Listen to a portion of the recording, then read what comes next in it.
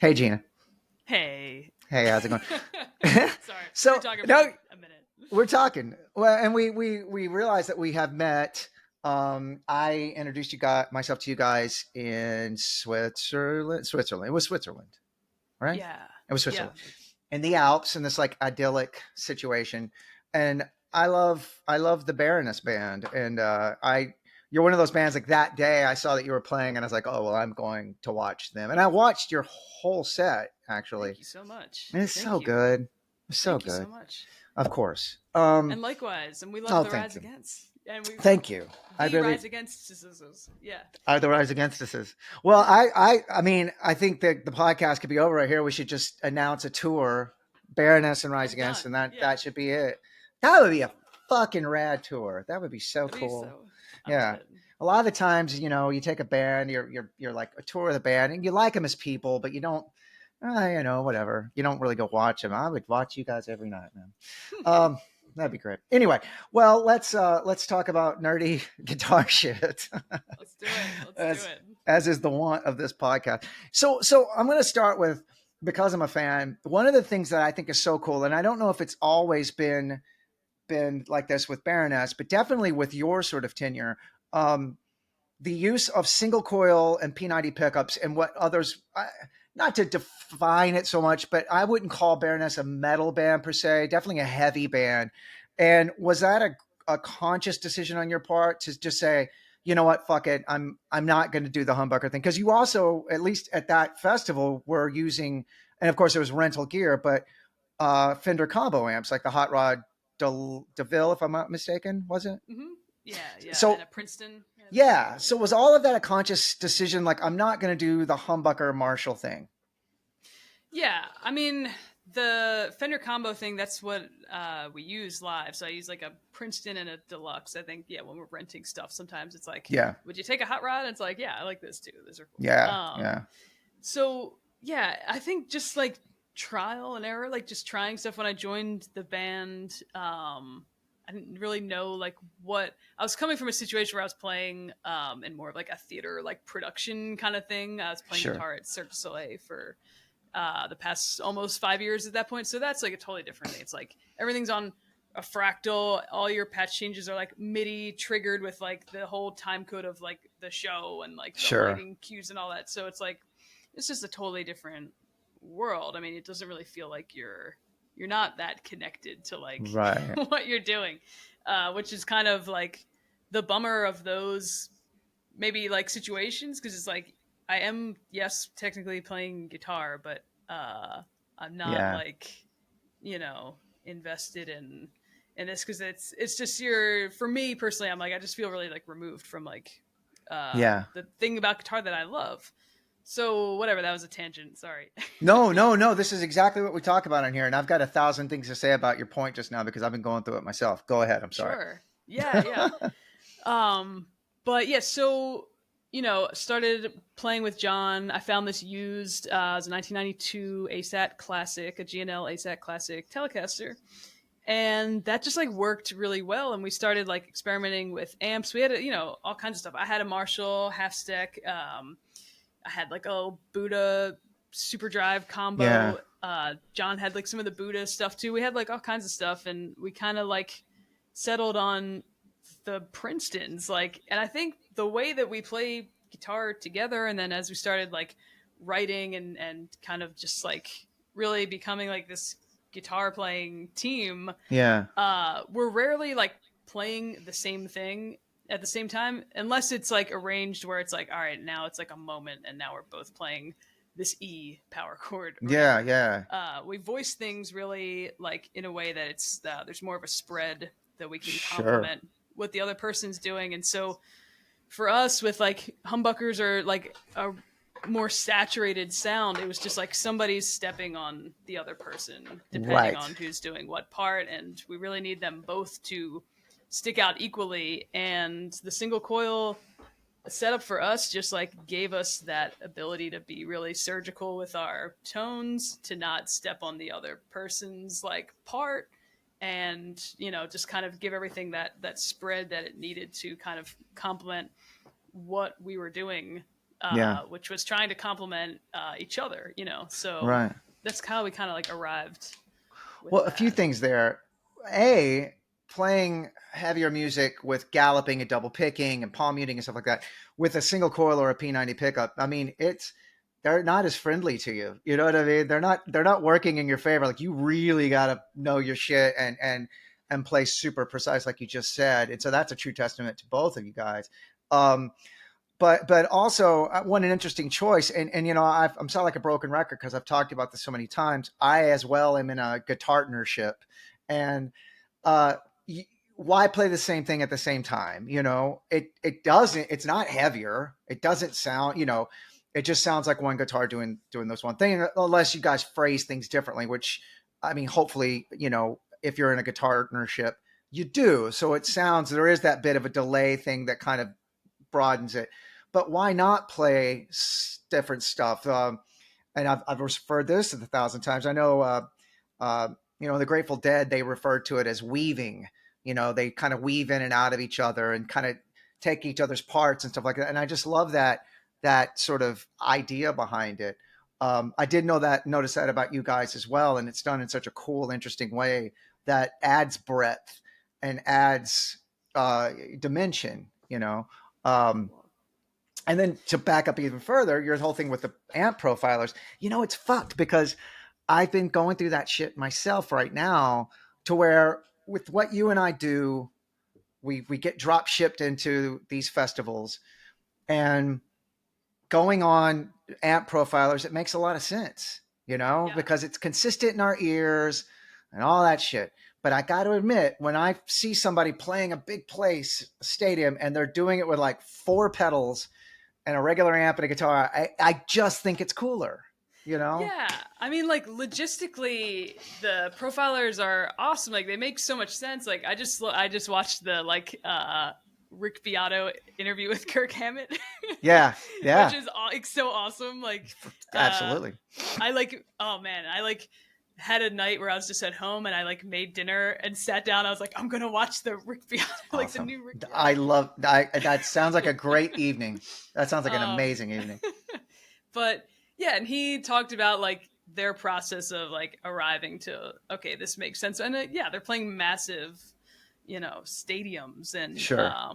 and he talked about okay, we want whatever on the Black Album, we layered 4 different amps so we can get that sound, we can actually do that. Right. It just makes sense for some people.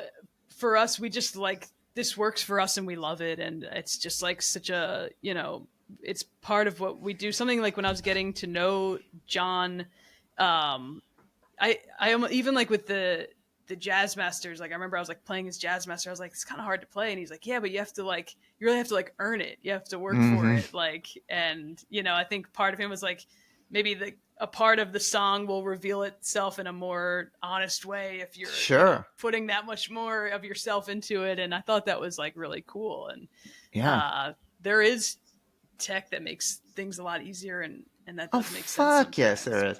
But Well, yeah, and that's a true testament to you guys. And yeah, I mean, playing a go fast guitar, will remain nameless, with a yeah, ton of distortion, playing heavy music, it's gonna be easier. You know what I mean?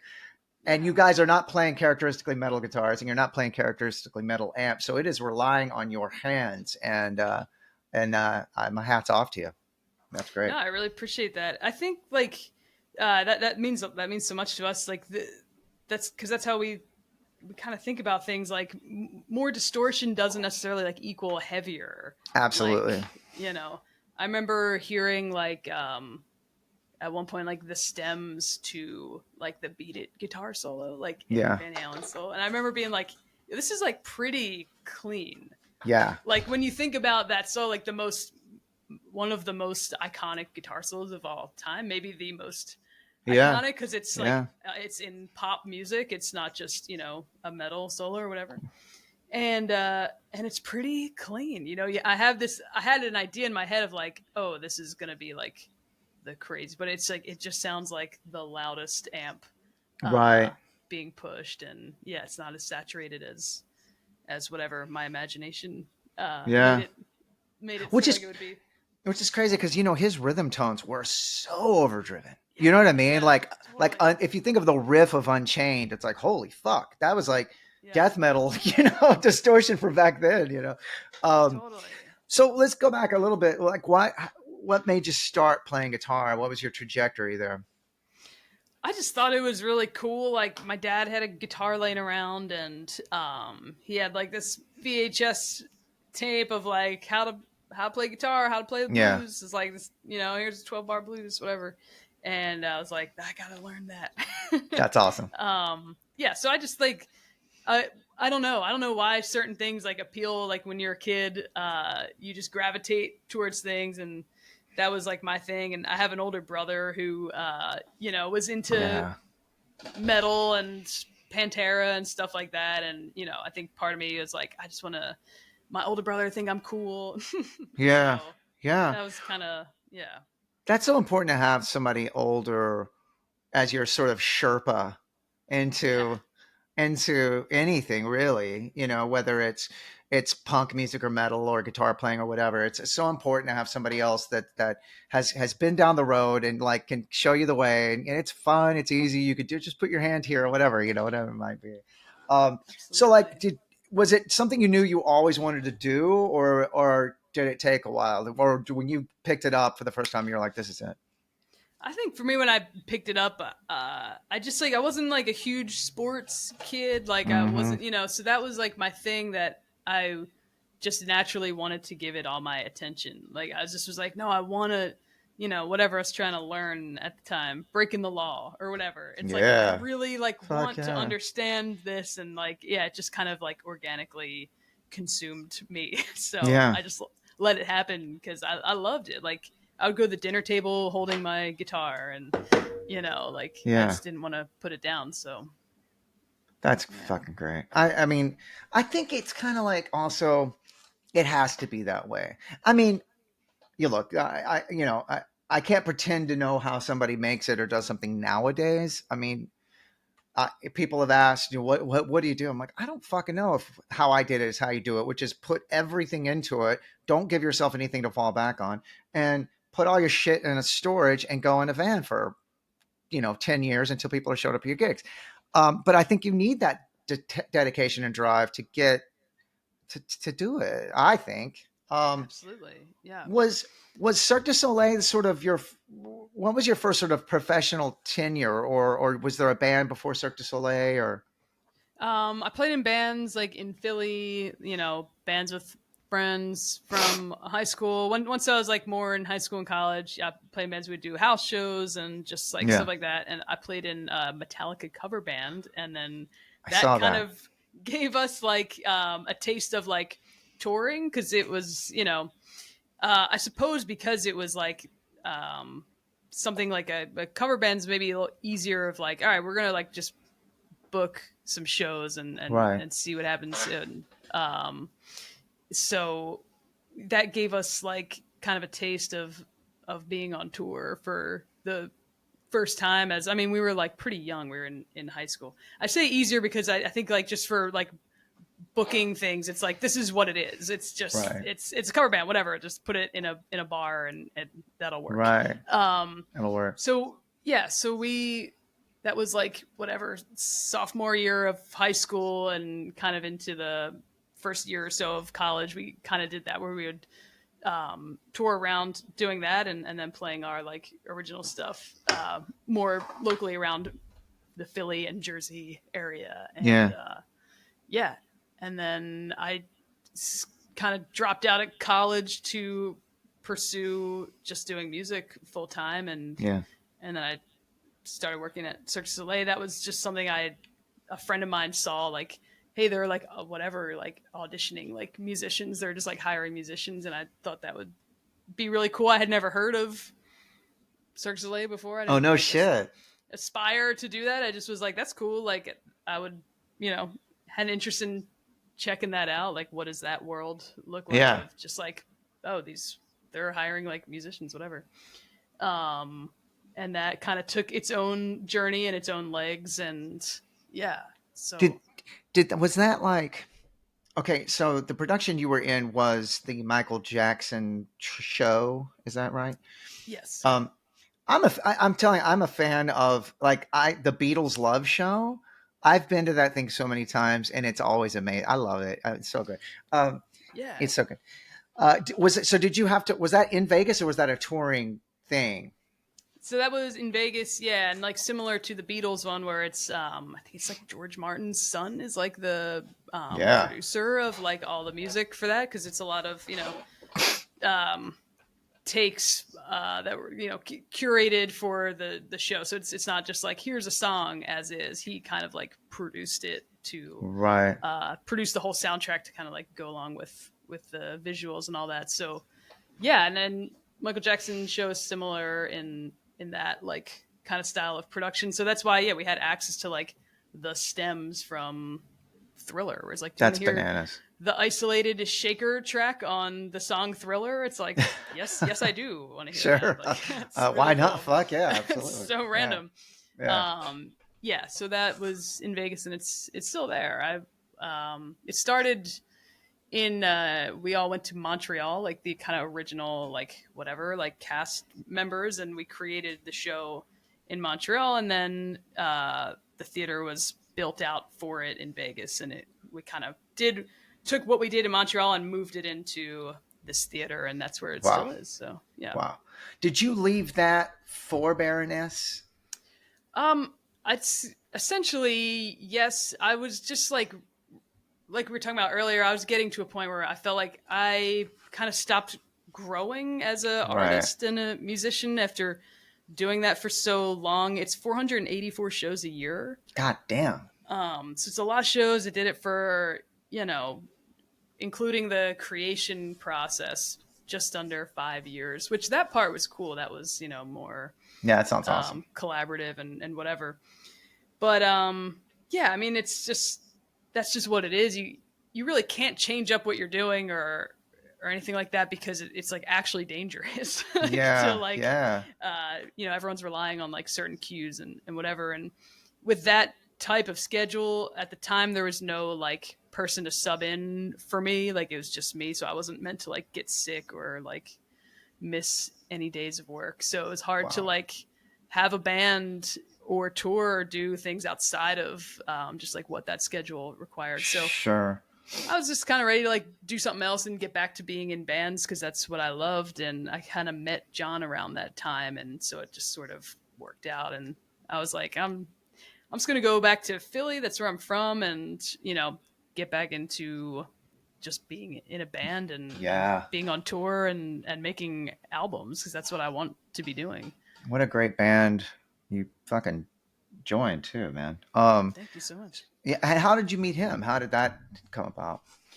Um, John and I met through. I was like, yeah, I'm from Philly, so I lived in Vegas, and I was looking for this particular type of fuzz pedal that I was sure that I could find at this shop in Philly called DePinto Okay. guitars, but I Oh, I couldn't know remember. DePinto. I know Yeah, DePinto. yeah. Yeah. Yeah.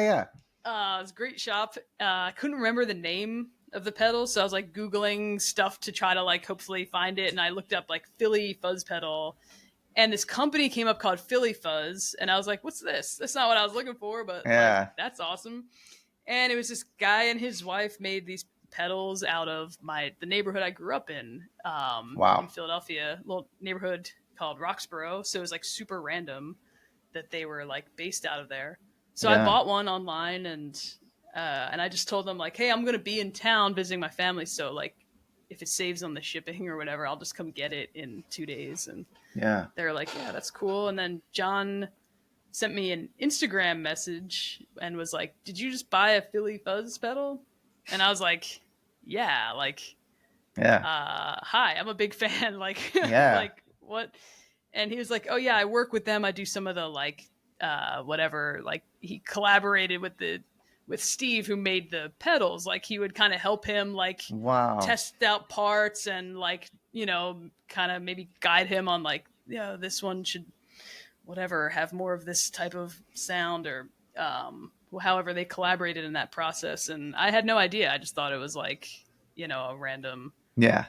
pedal maker dude that made rad pedals. So he was like, well, when you come pick up the pedal, maybe we could jam and like try out other stuff. He's got like all kinds of stuff he's working on. This guy Steve who made the Philly Fuzz pedals, and he's like, I got a lot of gear, and I was like, yeah, let's do that. It'd be awesome. So that's how we met, was like through this pedal, this So love cool. of this really highly specific type of pedal. That's so what a fucking cool story. And you know those. Hang on. Jesus Christ. Drinking water. Hopefully we can edit that out. If not, drinking coffee. I mean, I just drank so much coffee. If you're ever in Philly, this is a great grindcore house. Sorry, my cup. I don't know if you can edit this out or whatever, or leave it in, whatever. I love it already. I love it all. Sounds. Yeah. Coffee shop. If it's called grindcore, I fucking love it already, and it's in that logo. Yeah.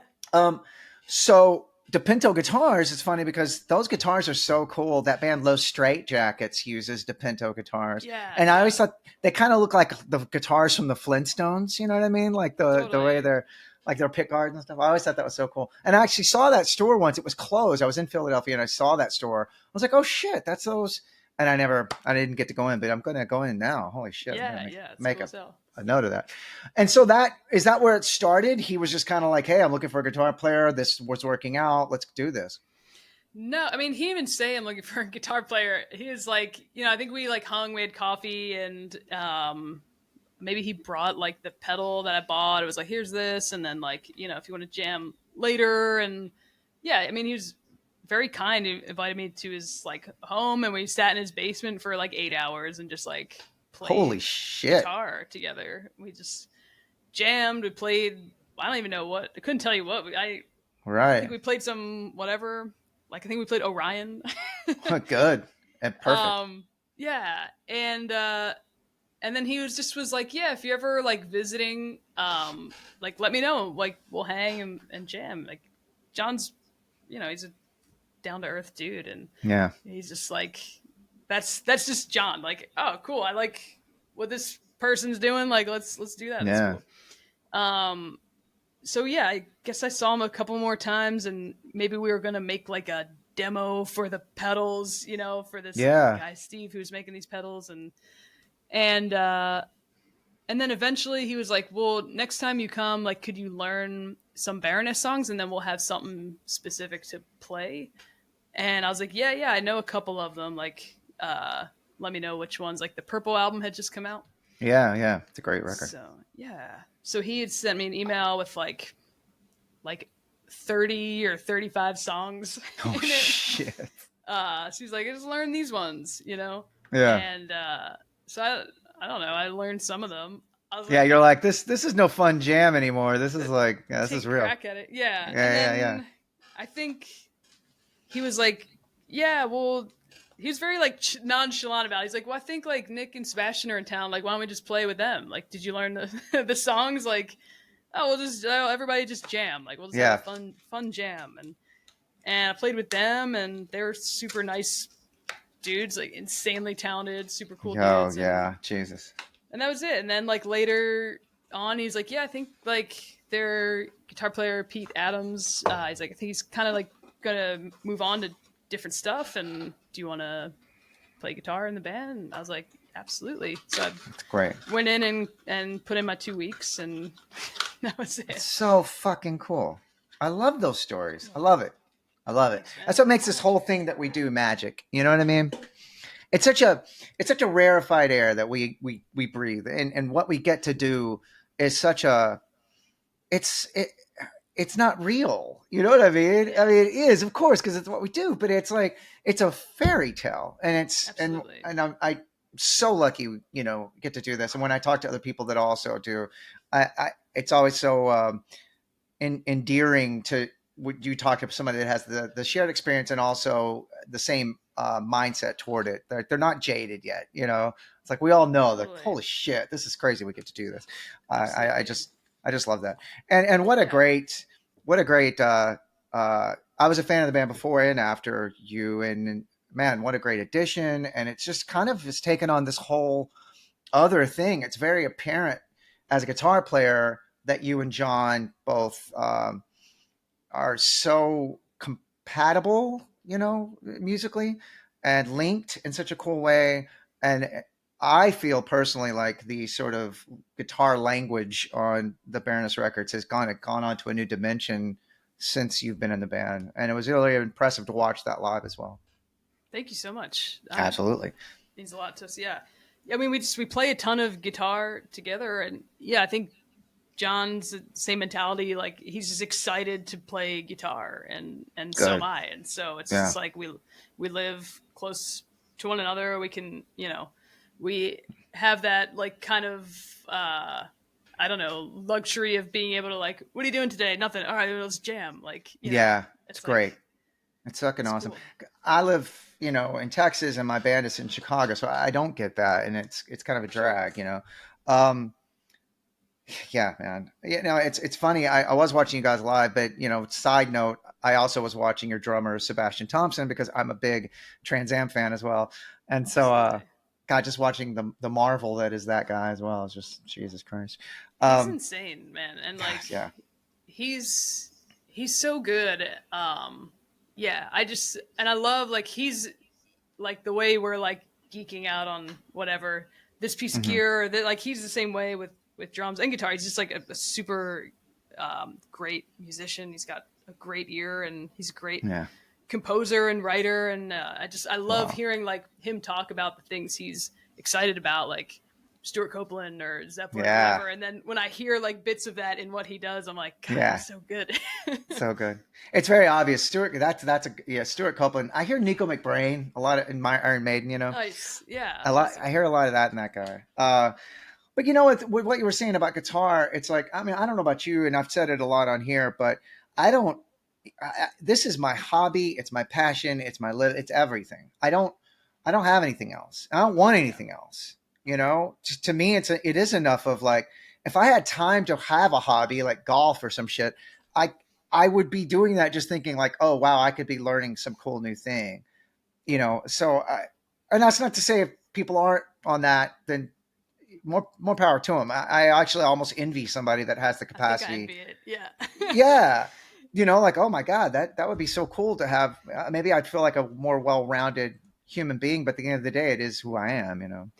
Yeah, that's the thing. It's like a, you know, double-edged sword. It's like a lot of times I feel like I'm not a very well-rounded like person, like in the ways that you just described, and it's Yeah, like there's not a lot of like boundaries, yeah, uh and whether like that's with me, like just with myself and how I spend my hours and days and stuff like that. It's just like, a little bit all consuming sometimes. I don't know if it's good or bad. It just what it is. Like, I don't it have is like a what it lot of is. control over. I just kind of let it again like take over. So, Yeah, uh, but I love that. I do Yeah, I too. don't know. I don't know. Do you feel that like there's not a lot of like boundaries or balance, or how do you like balance it out? Do you like I don't think do I you do. yeah. I really don't think I do. I mean, when I'm home, I don't. I don't commiserate with other like folks that have real or normal jobs, very much. Uh, and that sounds like a very sort of, it sounds kind of assholeish. I don't mean it that way. It's just, I don't, I, I don't have anything in common. So I end up sounding like an alien if I'm trying to talk to somebody, because inevitably what we do gets brought up. And there's no way to explain that to a person that doesn't really understand without sounding like you're bragging or whatever it might be. You know, Sure, if sure. I was trying to explain to a normal person that I met you in the Alps of Switzerland at a festival where we were playing, it's just like, that sounds like fucking fairy tale land. But to you and Sure. me, that's how we met. That's actually how we met. We met in Switzerland in the Alps. So I just find that I don't commiserate well. And then when I actually am trying to do something, or something I need to do, like the other day, I had to drive a U-Haul to my mother to give her a washer and dryer. And Nice. the Yeah. whole time, all I was thinking of was, oh shit, I wanted to work on that Eric Johnson Rolling Fives lick, the cascade. And I wanted to work on that so bad, and I just didn't. And that's all I thought about the whole fucking day, to where I think I abbreviated my session with my mom, just kind of like, okay, you got it, cool, later, and fucked off, like. It's like, oh God, I'm a fucking asshole. No, Anyway, I mean, yeah, you it's know, tough, but we're extremely lucky. Like when we're not on, like we've been home from the last tour we were on was ended like last October, so or November. So yeah, we've been home essentially the better part of a year. So we use that time to finish the record and all that right? stuff. But yeah, John and I live in Philly. Like we just go to shows constantly. Like we just Wow. go to whatever house shows, like whatever. There's a lot of great venues in Philly. There's a lot of great Yeah. bands that are from here and that come through here. And yeah, and it just like it's like, all right, here's where I feel good. Yeah. Yeah. You know. So Um. So let's talk about that. So you guys do have a new record coming out, and it's called Stone, correct? And when is that going to officially be out? yes, that comes out September 15th. And Awesome. be on the lookout because yeah, that week of the 15th and kind of the next week and a half after that, we'll be on tour every day, just going to independent record stores, so just like Oh, indie awesome. retailers, essentially from Poughkeepsie, New York, down to Atlanta, Georgia. So if you're on the East Wow. Coast, we might be in your neighborhood record store. So keep an eye out for that on whatever our Instagram or website is. Sure. Our website is yourbaroness.com. Okay. Baroness.com was taken by like an S&M like Oh, leather that like makes sense. apparel website. Yeah. That makes sense. Yeah, yeah, So yeah. your Baroness is I mean, Awesome. go to both, whatever, Sure. I mean, whatever floats your boat, do it all. You- Yeah. Yeah, yeah. When's the actual official tour start up? Yeah, so we'll be starting this Sweet Oblivion tour October 13th, and that goes Okay. till December 2nd. And it's just the whole US, Canada, whatever, east, west, north, south, Yeah. Midwest. Will probably be hopefully close to, wherever you live, whoever you are, if Awesome. you're listening. So yeah, come Rad. out, and we're touring with like, you know, selfishly, not just like one or two bands, but sort of like a different grouping of bands, like regionally throughout the tour. Awesome. So there's like, I don't know, maybe 10 or 15 incredible bands joining us throughout the entire tour. So Rad. yeah, come That's great. through and support them and check out the record. Well, that's what's so cool about your band as well. It's like you can't really define Baroness. You can't like pigeonhole it. And I think that's the mark of always a great band is when you can't just go, ah, they're a metal band, because you guys are not a metal band, or just a metal band. I mean, you definitely have Yeah.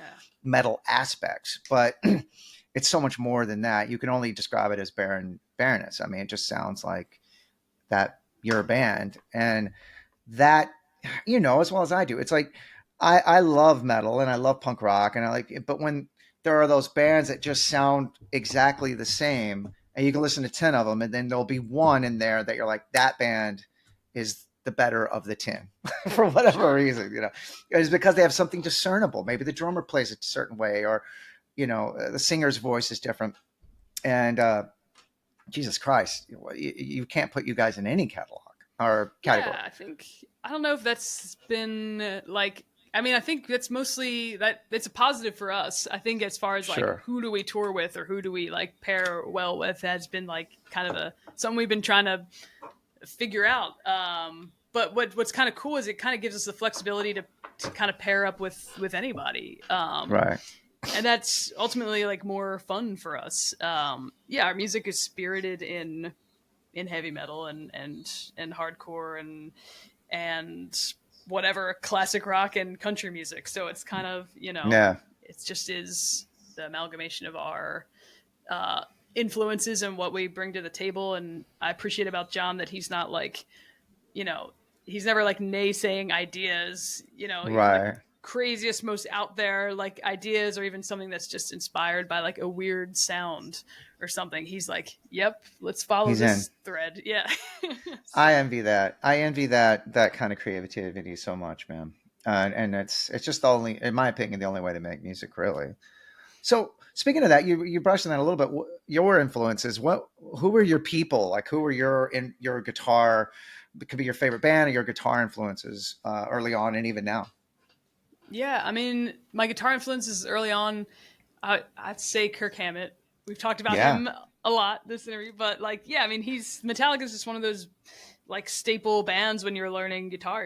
You're gonna end up learning Master Puppets, and you're gonna of take course. something from that you bring into your own playing and your own Yep. writing. And they're just one of those Yep. bands that it's heavy and it's complex. It's also really catchy. They have Sure. that great balance, and so yeah, so definitely Metallica. I'm a big like Randy Rhoads fan. Yeah. I'm a big fan of how he composes his solos where you can sing them, but they're also like Yeah. dazzling, you know? Yeah. For sure. For sure. Um, and, Dimebag Darrell is a guitar hero of mine. Just his like, not only his solos, but just kind of like the rhythmic nature of his like riffs and his like Yeah. songwriting is really cool. And, whatever. So those are like the obvious Yeah. whatever guitar. I know this is the anti-hero podcast though. No, no, no. That's Yeah. hey, look, I'm a huge fan of all those guys as well. I mean, my guys are like Michael Schenker and Gary Moore and those dudes and Yeah. Hammett, of course Hammett. I've gone on a deep Eddie Van Halen thing lately, and it's Yeah, funny sure. with Dimebag Darrell because I am from that area, like where the Abbott brothers are from, North Texas, Gotcha. and specifically a town called Sherman, and those guys are from a place called Arlington, and they would play this shitty little club in Sherman and like hang out at the mall. And this is when it was before Phil, and they were a glam band. Like they wore spandex and they had the teased out hair, and he was Diamond Daryl and not Dimebag Sure. yet. Sure. And so and we were thrash metal kids. Like we were into Creator and Slayer, Possessed. Like we got into weird shit, like real. And this is the late love '80s when all that love shit was happening. Possessed. Yeah, Love oh, Seven God. Churches. See, I was just about to say seven. Fuck, you beat me to it. But yes, so like all the Bay Area shit, all the Florida stuff, Obituary and all that stuff. So we were like those guys. And fuck those guys, whatever. And we had a band called Harm's Way with a Z, and we'd actually do Creator covers and Nice. Extreme Aggression and shit. Anyway, and so when they got Phil, they went and somebody was like, dude, Pantera played the other day. They're not wearing like spandex and shit anymore. They're doing Slayer covers. And so we were like, motherfucker, another. So then and we still didn't like them. We were like, fuck those guys, or whatever. And then that record came out, Cowboys from Hell. And then it was just, as a guitar player, it was just too hard to deny. And also he was Yeah. ubiquitous back then. If you were a guitar player in that area, because he was winning all these like shredder competitions and winning Right. Dean MLs and all of his guitars and all that stuff.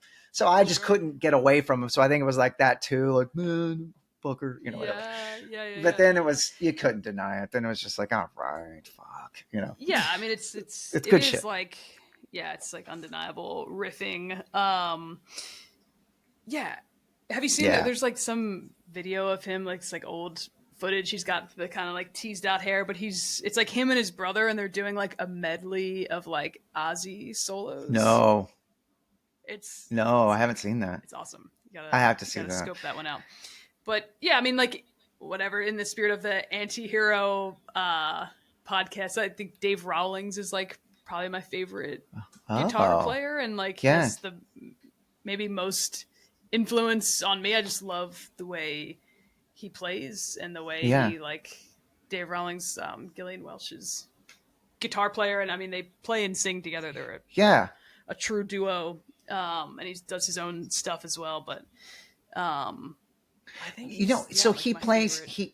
he plays with does we just played in South America with Billie Eilish, right? Is that what you just said? Is that who you just said? Is it Billie With Billie Eilish? Eilish? Yeah. I thought I Oh no, fucking sorry.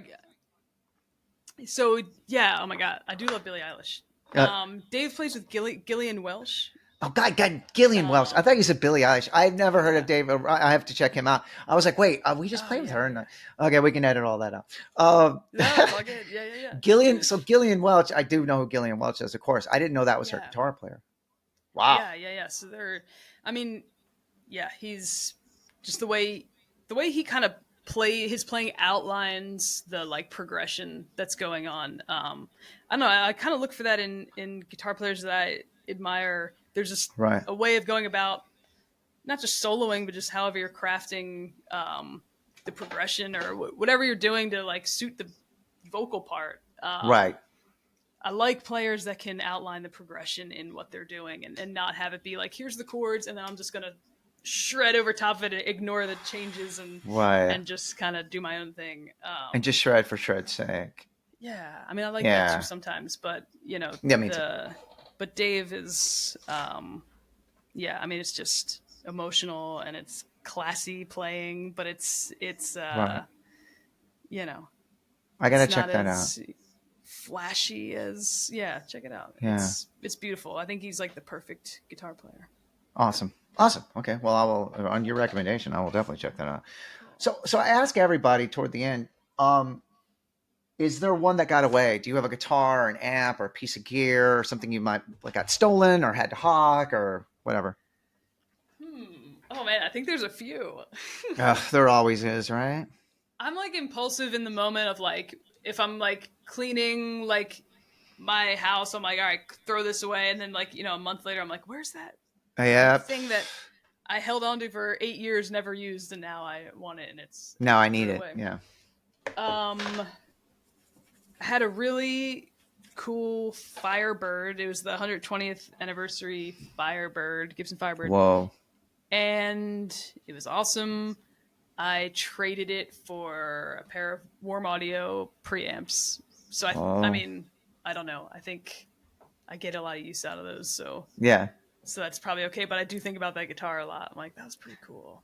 Maybe I should. Yeah. I mean, it's cool to get other gear, but like, it's also, there's something about a guitar. There's such it embodies something else. You know what I mean? Like you can look at a preamp and appreciate it for what it is, but then a guitar is this whole other, you know, we put a personality on them. You know what I mean? We name them and shit. You know what I mean? You don't name a preamp. So I get Sure. that. Yeah. I get that. Yeah. I mean, my main guitar that, I mean, it's road worn as heck. And I recorded the whole record with is this American Pro 1 Fender Telecaster. And it was John's guitar. And he lent it to me one night on tour. He's like, do you want to try this guitar? I was like, yeah, I'll try it. And I never gave it back. I think that was in like 2017 or something. And he's a super good sport about it. And we joke about it a lot. He's like, this is like the guitar that got away. He's like, I can't even look at it, like kind of thing. Like, Yeah. kind of joke about it. But yeah, that's like my main I love thing. It is I love stupid. it when we give these personalities to it. yeah, and I love taking on something that you've kind of like just been laying around, and then it just becomes your main guitar. I love that. I really do. Well, shit. Thank you so much for giving me your time. I'm not going to keep you too much longer. Yeah. So anyone listening, maybe by the time this comes out, your new record Stone will be out. So go and check out Baroness. I will be doing that. Awesome. Thank you so much. Thanks for having me. All right. Thank you, Gina. Talk to you soon.